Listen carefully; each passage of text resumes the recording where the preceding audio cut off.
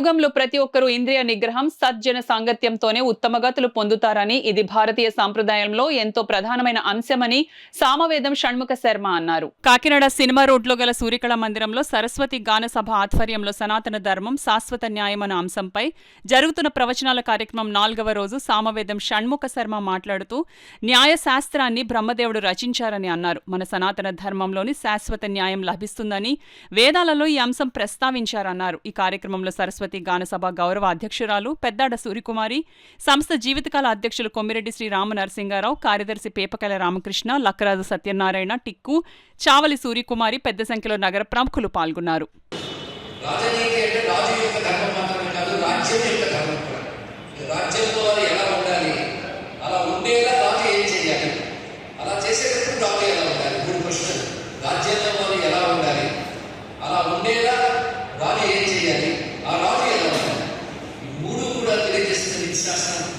నీతి శాస్త్రాన్ని అనుసరించి వచ్చిన వాళ్ళు మొదటిగా విరజుడు అనేవాడు ఏర్పడ్డాడు.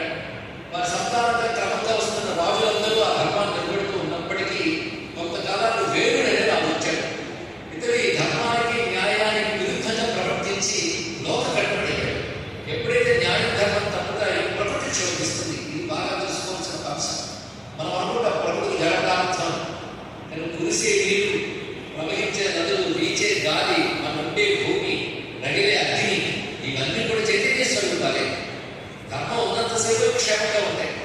ధర్మంలో గ్లాని ఏర్పడితే వైపరీత్యాలు ఏర్పడ క్షోభిస్తాయి. ఇది ప్రకృతి క్షోభ. అలాంటి క్షోభ ఏర్పడినప్పుడు దుష్టులేని వేరుని సంస్కరించాలని ప్రయత్నించారు అలాంటి గ్రహాలు. అయినా అతని మాట వినలేనప్పుడు లోక క్షేమం కోసం అతను సంహరించి ఆ తర్వాత మకరం ద్వారా పృథువు అనే చక్రవర్తిని ఉత్పన్నం చేశారన్నప్పుడు నేను చెప్పుకున్నాను. ఆ పృథు చక్రవర్తి అద్భుతమైన పాలన అందించాడు.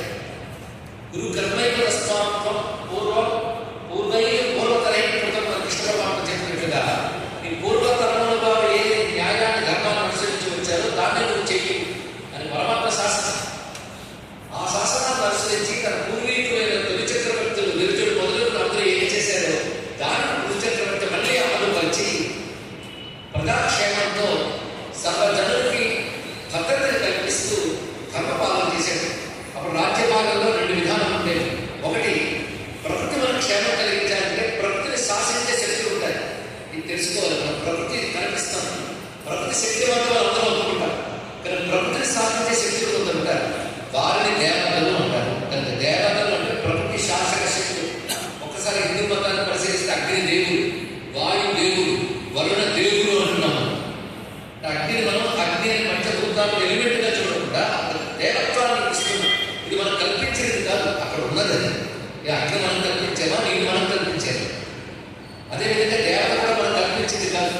కనబడుతున్న భౌతిక పదార్థాన్ని కనబడని ఒక శక్తి శాసిస్తుంది.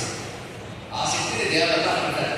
అలా మన సృష్టిలో ఎన్ని రకాల శక్తులు ప్రకృతిలో చూస్తున్నామో వాటన్నిటికీ నియామకమైన శక్తి విశేషాలు ఉంటాయి కనుక మన దేవత అన్నారు. ఈ దేవతలందరూ ఎవరి యొక్క స్వరూపాలో అతను పరమేశ్వరుడు, పరమాత్మ అన్నారు. ఈ అవగాహన కలగాలి. కానీ పరమేశ్వరుడు అంటే ఎవరు, దేవతలు అంటే ఏమిటి, ప్రకృతి శక్తులు అంటే ఏమిటో తెలుసుకోవాలి. ఎందుకంటే మన న్యాయంలో, మన ధర్మంలో దేవతా వ్యవస్థ కూడా ఒక భాగం. నాస్తిక న్యాయం కాదు, మరి ఆస్తిక న్యాయం గుర్తుపెట్టుకోవాల్సిన అవసరం ఉంటుంది. ఆస్తికత అంటే ఈశ్వరుడు ఉన్నాడు, మనకు కనబడిన ఒక ఈశ్వర శాసనం ఉంది, అని విశ్వసించి జీవించడం ఆస్తికత. అంతేగాని విశ్వం ఒక యాక్సిడెంట్, నేను పుట్టడం మరో యాక్సిడెంట్, ఇలా బతికేద్దామని అనుకునేటువంటి నాస్తికత అంటారు.